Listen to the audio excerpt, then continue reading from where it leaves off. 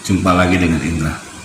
Nah, kali ini saya akan mengajak teman-teman untuk melihat ada sebuah fenomena yang cukup banyak atau berkembang dalam masyarakat kita.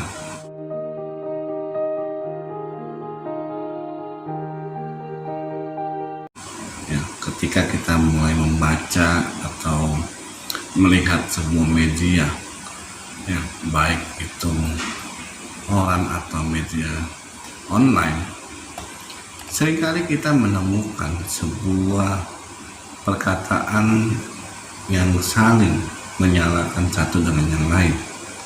Ya, jadi boleh dikatakan atau dipresentasikan bahwa kita tentu pernah mendengar kata tentang penyesatan. Ya, penyesatan pasti pernah dong, ya, kata penyesatan yang seringkali kita dengar atau membaca berita tersebut, ya. Karena penyesatan itu adalah sebuah perbuatan yang secara sadar dilakukan untuk memutarbalikkan suatu kebenaran atau fakta yang terjadi, ya. Atau jangan-jangan kita juga pernah untuk melakukan atau memanggil atau menyebut orang itu sesat. Kamu sesat, dia sesat, mereka sesat, ya. Karena sesat atau tidak sesat itu seringkali berawal dari perbedaan pendapat atau perbedaan penafsiran suatu ajaran atau norma yang berlaku dalam masyarakat, ya. Nah, kalau kita melihat fenomena seperti ini, kalau kita merefleksikan dalam kitab suci, terutama dalam Injil Lukas itu bab 17 ayat 1, itu dikatakan bahwa tidak mungkin tidak akan ada penyesatan. Yesus berkata kepada murid-muridnya, tidak mungkin tidak ada yang namanya penyesatan, tapi celakalah orang yang mengadakannya. Nggak mungkin kalau nggak ada penyesatan. Penyesatan itu pasti ada. Orang Yesus sendiri dicap sebagai orang sesat oleh bangsa Yahudi, ya, apalagi zaman sekarang, bagaimana agama itu didewa-dewakan, ya, karena lain sedikit dengan apa yang dia imani atau percayakan, mereka sesat. Nah, itu yang terjadi di sini dalam Lukas bab 17. Sebetulnya Yesus ingin mengajak kita sebagai murid-muridnya itu untuk bersiap-siap atau mawas diri dalam menghadapi penyesatan. Karena menyesatkan orang itu merupakan dosa besar. Nah, ada lebih baik kalau dirinya itu diikat dengan batu bilangan dibuang ke laut. Itu kata Yesus. Sungguh parah, ya. Yesus juga mengajak kita untuk berjaga-jaga atau menjaga diri. Lalu pertanyaannya, bagaimana kalau orang-orang yang telah menyesatkan kita, gitu ya? Bagaimana ada orang yang menyesatkan kita, apa yang harus kita lakukan?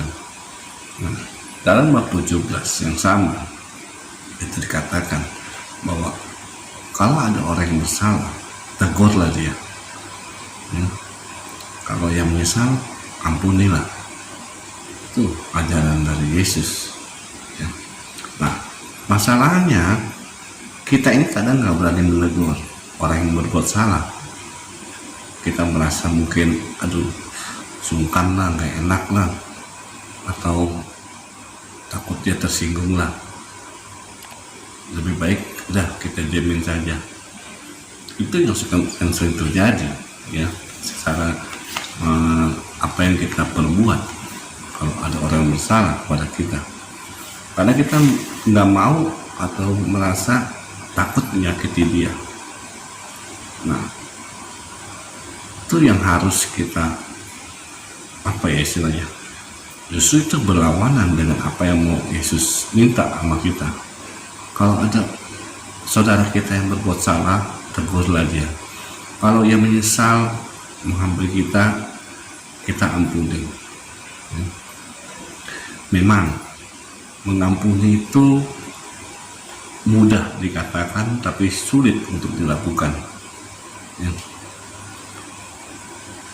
Tapi ini tugas besar yang Yesus berikan kepada kita, murid-muridnya, bahwa kita sebagai murid harus misalnya mau mengampuni orang yang bersalah kepada kita, ya. Seperti kita sering berdoa, Bapa kami, kita minta ampun ke Bapa, tapi bagaimana Bapa mau mengampuni kalau kita masih tidak mau mengampuni orang yang bersalah kepada kita?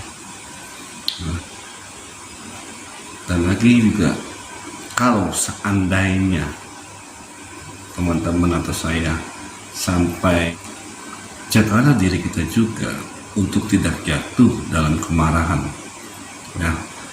Maksudnya kalau ada orang yang bersalah kepada kita tapi dia tidak mau bertobat, kita jangan sampai jatuh atau istilahnya kita mau dendam kepada mereka atau mengucapkan kata-kata kutuk, jangan, ya. Tapi kita mau istilahnya mencoba merangkul mereka.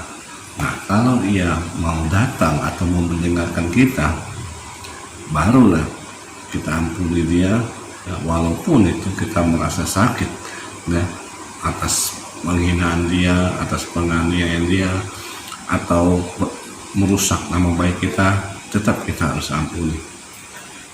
Memang tidak mudah, ya, semua juga sulit untuk dilakukan, tapi kita mau berusaha. Seperti para rasul saat itu juga meminta kepada Yesus untuk menambahkan iman mereka. Tapi sekali lagi Yesus memberi nasihat bahwa bukan besar atau kecilnya iman, tapi melainkan bagaimana iman itu bekerja, ya. Dengan mengibaratkan biji sesawi, itu biji yang paling kecil, itu asal kita percaya, kita bisa memindahkan gunung, ya, atau melakukan perbuatan-perbuatan yang besar walaupun dengan iman yang kecil, ya, asal kita percaya.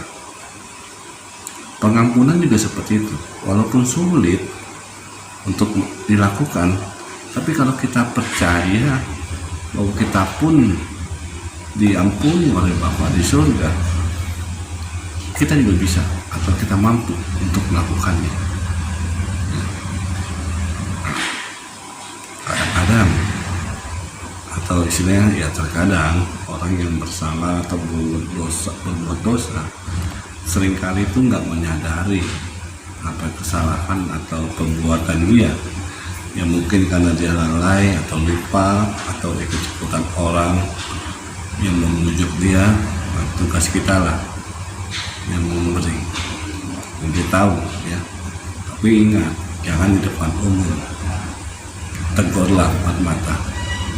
Mungkin hanya itu yang bisa saya berikan dalam permenungan ini. Bagi teman-teman yang sudah support channel ini, jangan lupa terus subscribe, like, dan share ke media sosial teman-teman supaya channel ini dapat berkembang dan bisa memberkati banyak orang.